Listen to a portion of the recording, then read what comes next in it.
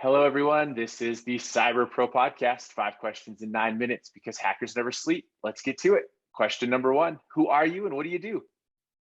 Well, first of all, thanks a lot, Rick, for having me on the Cyber Pro Podcast. Delighted to be with you guys. I'm Gaillard. I'm the founder and managing director of Corix Partners. And we're a London-based boutique management consulting business, which I set up about 10 years ago, focused on assisting CIOs and C-level execs around cybersecurity strategy, organization, and governance.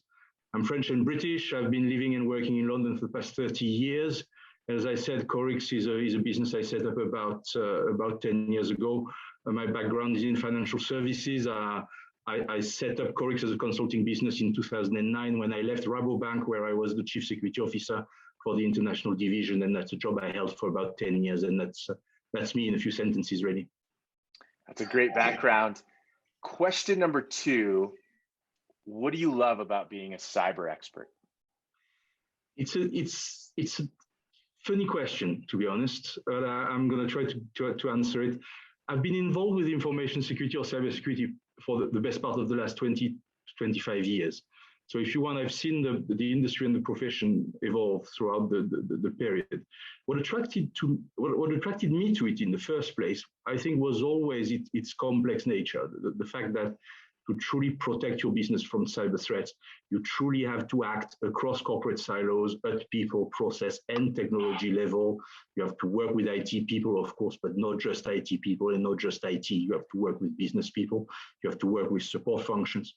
You have to work across geographies in large organizations, and increasingly you have to work as well across the supply chain. And it's really that sort of complexity which I think attracted me. I found it more compelling, if you want, more exciting, more attractive than the type of IT projects I was involved with in the first part of my career. And it's that people, process, and technology sort of mantra which has kept me going. And this is probably something I'm going to come back onto at some stage or several times throughout the discussion. I hope I'm answering the question. I've checked a few of the interviews, not all of them, and I've got an idea of what the guys have been saying around their best thing. There's one thing I want to add, though. Being a cyber professional is not always as fantastic as many people put it. And there is a lot of frustration out there. There is a lot of frustrations with cyber professionals, a lot of unhappy cyber professionals. Maybe I've got a distorted view on the industry because I tend to talk to people who have problems in that space, but still, from security analysts who are frustrated because of the complexity of the operational processes they're involved with. They spend their life cutting and pasting data into Excel spreadsheets from countless security tools, to produce useless reports, which are just designed to put ticks in useless compliance boxes. I mean, that's at one end of the spectrum. I'm sure you've come across those kind of situations.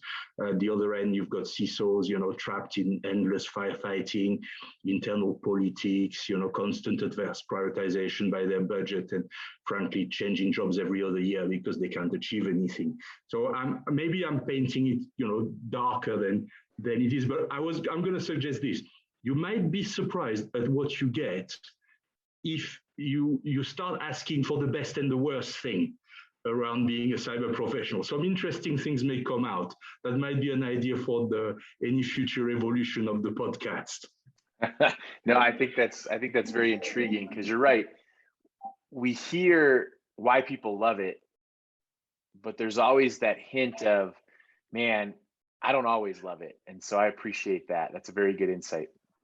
Question number 3, we hear today that cybersecurity is a top concern. It's top of mind on everyone's thought process. But what does that mean to you? Well, when I hear you saying that, I hear, why is it still a top concern? How can it be that cybersecurity is still a top concern? How can it still be a top concern? Of course, cyber threats evolve all the time. We know that. But cybersecurity good practices have been well established and well known for the best part of the last 2 decades. And to a degree, they still provided, a good amount of protection today.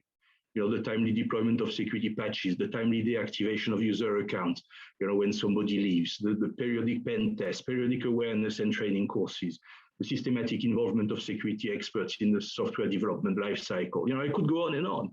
All those things are as old as cybersecurity good practice itself.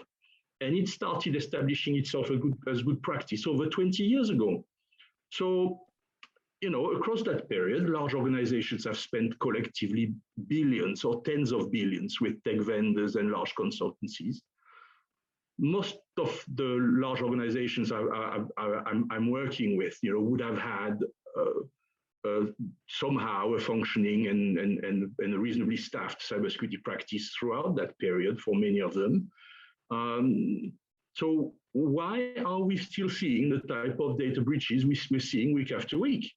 And I really think that as an industry, we have to start confronting that question instead of listening to snake oil vendors and buying more and more tech and creating more and more legacy every time something happens somewhere. Okay? Until we start looking back at where those roadblocks are, which are preventing us from properly deploying and properly protecting our organizations in the past, nothing will change. And I have been a firm advocate, and I still am, that those roadblocks are rooted in the culture and the governance of large organizations, and in endemic business short-termism. Never looking beyond the alleged quick wins. Never managing beyond that one item at the top of the list. And for me, the change can only come from the top, from some sort of reset at the top. The change can only come top down. If anything, the last 2 decades demonstrate that the sort of bottom-up approach to cybersecurity that large organizations have tried to deploy, well, it doesn't work. It doesn't work in large firms. It gets bogged down in politics, and it leads to execution failure. In the meantime, breaches keep happening. Distrust sets in between senior execs and cyber execs. You can't blame senior execs for wondering what's going on every time they see a breach happening and every time they see another investment plan in cybersecurity coming across their desk. How much money do they need to spend? Okay. So I think mostly what we need to do to protect ourselves, we sort of know. It's getting done that fails. It's the execution that fails. And that's what we need to address. So to go back to your question, if cybersecurity is your top concern, in particular in large organizations, I think that's where you should start. You should start by looking back at where you are, where you're coming from, the legacy practices you've got, what has worked, what hasn't worked, what are you doing well, what are you doing not so well, not at all, and why. And find those roadblocks, and as much as you can address them before doing anything else, before buying more tech, amongst other things. I'm going to come back to it, I think, in the next question. But that's it. Does that answer your question? It kind of does, I think. It does, that's for sure. Very, very insightful. So now here's your chance to bring that all back around. What insight or piece of insight or multiple pieces of insight do you want to share with other professionals? The most important is what I've just said. I think it's not really a piece of insight. It's just, I'm probably going to repeat what I've just said in response to this question. Never lose sight that this is not just about tech or buying more tech or the last or the next tech product. Protecting your business from cyber threats means acting at people, process, and technology level, and preferably in that order. And by that, I mean the tech is there to enable protective processes which are enacted by or aimed at people.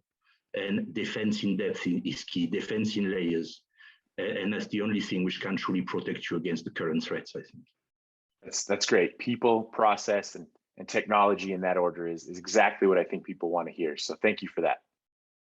Hey, you did it. You made it to the end. Thank you so much. Check out more Cyber Pro Podcast.